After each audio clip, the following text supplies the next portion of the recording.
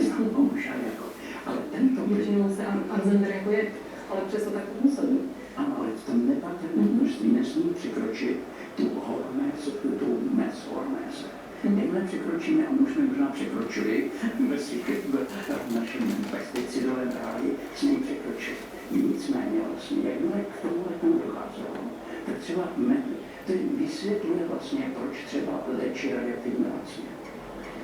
Kníže Metternich u nás první založil na světě dokonce, že počítal on císařem Benjamin, to dali na chvíli, založil knížovku radioaktivní lácně.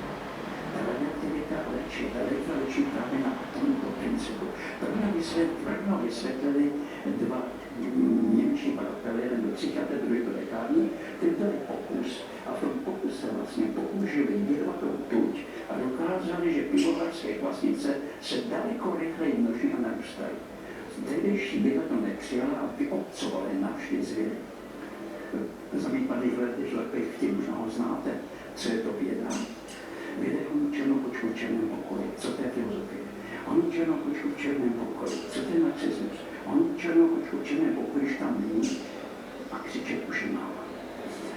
Současná věda, která byla být marxistická, současná západní věda je čím dál marxističtější z tohoto hlediska. Ale vrátíme se zpátky k Meternikovi, dožil z 86 let. Přežil své ženy. Kněžna Záhnská prováděla aristokratii po 50. po celé Evropě, možná, že spojili Boží Němcovou společně, to ani nevíme. A tak to vlastně pracuje horméze.